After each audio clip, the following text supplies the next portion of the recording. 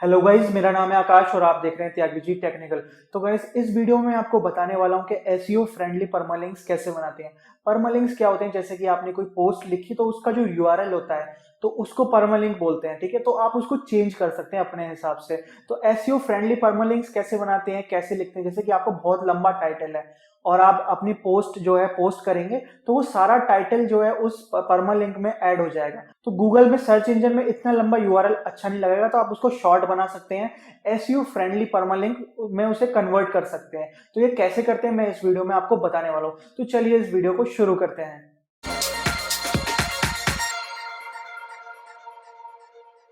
तो गाइज़, मैं बताता हूँ आपको कि एसईओ फ्रेंडली यूआरएल्स या परमालिंक्स होते क्या हैं। तो सबसे पहला सवाल यही उठता है कि what is SEO friendly URLs, कि हम जो एसईओ फ्रेंडली परमालिंक्स बना रहे हैं वो किस लिए बना रहे हैं, तो उसका रीज़न क्या है। तो गाइज़, एसईओ फ्रेंडली यूआरएल्स का मतलब है कि वो यूज़र जो भी सर्च कर रहा है, कोई भी गूगल में कोई सर्च कर रहा है, तो उसकी नीड्स को पूरा करें। शॉर्ट होने चाहिए और एकदम एग्जैक्ट वही चीज़ होनी चाहिए जो सर्च यूज़र जो है सर्च इंजन पर सर्च कर रहा है। यानी कि जो भी आपका आर्टिकल है या ब्लॉग पोस्ट है, उसका जो मेन कीवर्ड है वो भी उसमें आना चाहिए, ठीक है। तो इस तरीके से जो है हम एसईओ फ्रेंडली यूआरएल्स और परमालिंक्स बना सकते हैं। दूसरा क्वेश्चन है गाइस कि एसईओ फ्रेंडली जो यूआरएल्स है, परमालिंक्स है, वो इतने इंपॉर्टेंट क्यों हैं एसईओ के लिए। तो गाइस, एसईओ फ्रेंडली परमालिंक्स या यूआरएल्स ज़रूरी क्यों हैं, वो मैं आपको यहाँ पर एक एग्जांपल से दिखा देता हूँ। देखिए, एक वेबसाइट है डब्ल्यू पी बिगनर, ठीक है। और यहाँ पर जो है, देखिए, ये तो है इसका टाइटल, ठीक है। ये है डिस्क्रिप्शन, ओके। ये डिस्क्रिप्शन है और ये है यूआरएल, ठीक है। तो ये सारी चीज़ें जो है गूगल नोटिस करता है, उसके बाद जो है इसकी रैंकिंग को डिसाइड करता है, ठीक है। तो गाइज, ये जो परमालिंक है इसका एकदम प्रॉपर होना बहुत ज़रूरी है, क्योंकि गूगल जो है इसी से पता लगा लेता है कि ये वेबसाइट के कंटेंट में क्या है या किस बारे में है। तो गूगल जो है समझ जाता है कंटेंट का पूरा, तो इस छोटे से यूआरएल से। तो हमें शॉर्ट यूआरएल रखना चाहिए और उसमें जो है हमारा कीवर्ड भी आना चाहिए। तो गाइज़, अब मैं बताता हूँ आपको कि सही तरीका क्या है एसईओ फ्रेंडली परमालिंक बनाने का या एसईओ फ्रेंडली यूआरएल्स को बनाने का, एकदम बेस्ट प्रैक्टिस क्या है। तो जैसे ये एग्जांपल है एक डब्ल्यूपी बिगनर्स का, ठीक है। तो इनका ये ब्लॉग है how to start a WordPress blog, ठीक है। तो यहाँ पर इन्होंने बनाया स्टार्ट ए वर्डप्रेस ब्लॉग। तो आपको ऐसा ही शॉर्ट सा जो है यूआरएल रखना है, ठीक है। और इनका ये कीवर्ड हो गया स्टार्ट ए वर्डप्रेस ब्लॉग, ठीक है। इसको ये टारगेट कर रहे हैं कि वर्डप्रेस ब्लॉग को कैसे शुरू करें। तो इन्होंने ये छोटा सा यूआरएल बना दिया है। तो इन्होंने यहाँ पर अपना कीवर्ड जो है डाल दिया है और इन्होंने अपने टाइटल में भी ये कीवर्ड डाला है और इनके डिस्क्रिप्शन में भी ये सारी चीज़ें हैं, ठीक है। तो इससे क्या है कि ये जो ऐसा इनका यूआरएल है, तो इससे गूगल को पता लग जाएगा कि भाई ये किस बारे में ब्लॉग है। इनके टाइटल पे तो लिखा हुआ है, लेकिन यूआरएल से भी गूगल जो है चेक करता है या फिर नोटिस करता है कि ये जो आर्टिकल है या ब्लॉग पोस्ट है वो किस बारे में लिखा हुआ है, ठीक है। तो ये सही तरीका है एकदम। इस तरीके से आप लिखिए। अब ये लिखेंगे how to start a WordPress blog easy guide. अगर आप इतना लंबा यहाँ तक लिख देते तो वो ठीक नहीं होता, क्योंकि बहुत लंबा हो जाता। आपको जो है एकदम शॉर्ट रखना है और एकदम उसमें आपकी बात कम शब्दों में आप बता सकें गूगल को कि ये जो ब्लॉग है वो या आर्टिकल है वो किस बारे में है। तो गाइज़, मैं एक बार आपको एक एसईओ फ्रेंडली परमालिंक बना के दिखा देता हूँ कि जब मैं कोई ब्लॉग पोस्ट लिखता हूँ तो आपको अपना परमालिंक कैसे सेट करना चाहिए जो आपका एसईओ फ्रेंडली हो। तो मैं जाता हूँ एक ब्लॉग पोस्ट में अपनी, और मैं यहाँ पे सबसे पहले एक टाइटल लिखता हूँ how to make money online in 2020। तो गाइज़, जैसे मैंने ये एक टाइटल लिख लिया है यहाँ पे, ठीक है। और जो है इसका ये मैंने कंटेंट भी इसके अंदर लिख लिया है। अब देखिए, ये आ गया हमारा परमालिंक, देखिए, ठीक है। अब परमालिंक ऐसा है, ये ऑटोमेटिक यहाँ से कैच कर लेता है how to make money online in 2020। ये पूरा ही ऐसा का ऐसा आ गया, ठीक है। तो अब मुझे जो है ये इतना लंबा नहीं लिखना, मुझे जो है एकदम एसईओ फ्रेंडली शॉर्ट लिखना है। तो मैं यहाँ से क्या कर दूंगा, तो यहाँ से मैं अपना कीवर्ड ले लेता हूँ मेक मनी ऑनलाइन,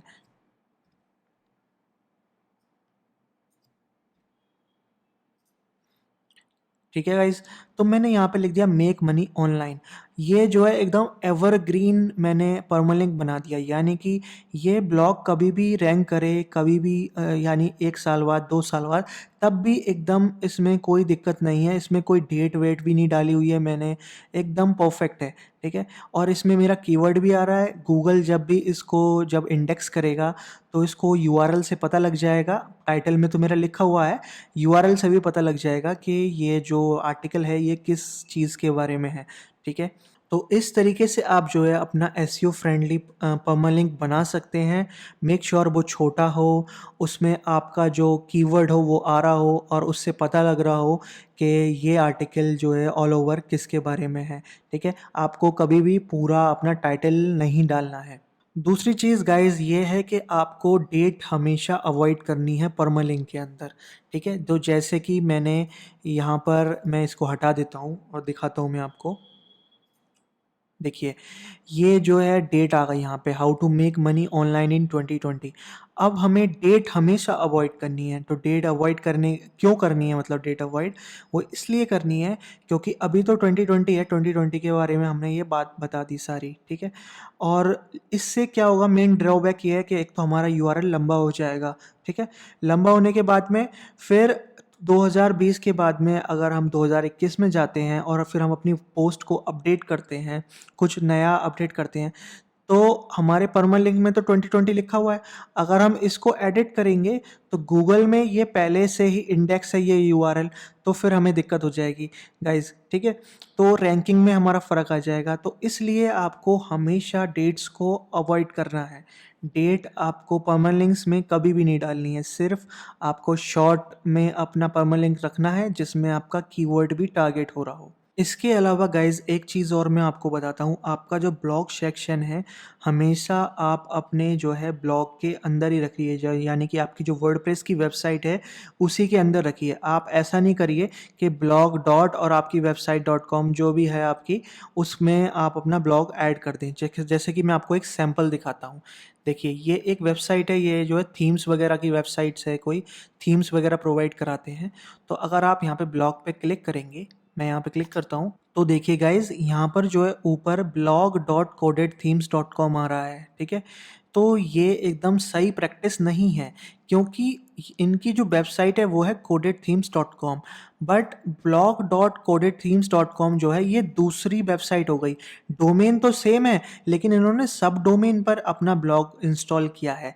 तो ये बिल्कुल भी सही एसईओ प्रैक्टिस नहीं है, क्योंकि गूगल जो है इसको एक सेपरेट वेबसाइट कंसीडर करेगा। तो आपने जितनी भी मेहनत करी अपनी वेबसाइट पे, उसका जितनी भी अथॉरिटी है वो इधर नहीं मिलेगी। तो आप अपना ब्लॉग यहाँ लिख रहे हैं, अपनी ब्लॉग पोस्ट यहाँ लिख रहे हैं, तो उसमें कोई फ़र्क नहीं पड़ेगा। सही तरीका ये है गाइज़, जैसे कि मैंने, ये मेरी वेबसाइट है और मैं यहाँ पे ब्लॉग सेक्शन है मेरा, मैं यहाँ पे क्लिक करूँगा तो देखिए गाइज़ यहाँ पर आपको ऑप्शन मिलेगा tyagijitechnical.com/blog।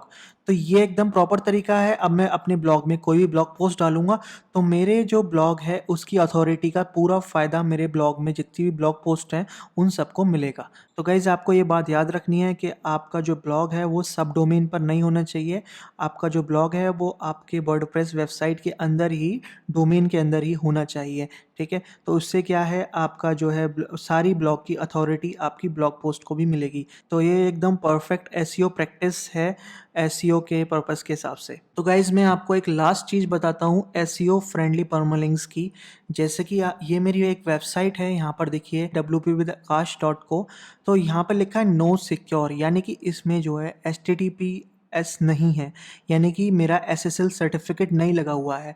तो गूगल जो है उन वेबसाइट्स को प्रेफरेंस अभी नहीं देता है जिनमें SSL सर्टिफिकेट नहीं होता है, ठीक है। तो अगर आप अपनी वेबसाइट को रैंक करना चाह रहे हैं और आपके जो यूआरएल है उसमें HTTPS नहीं है, तो फिर आपकी वेबसाइट को रैंक करने में उतनी ज़्यादा जो है प्रेफरेंस नहीं मिलेगी जितना जो है जिनकी वेबसाइट में SSL लगा हुआ है।